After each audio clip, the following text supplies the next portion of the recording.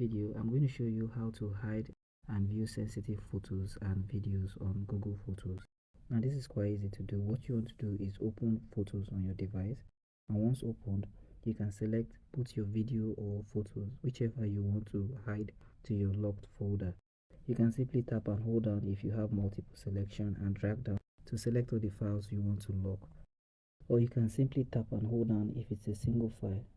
Under here you should see more options. Simply scroll till you find move to locked folders. Now you can also tap and open the image or video, tap on the three dots and then scroll till you find move to lock folder. Tap on this and then tap on move.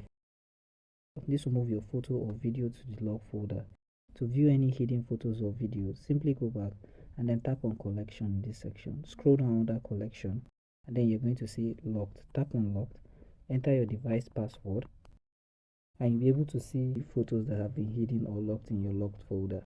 So thank you for watching this video. Like and subscribe for more tips.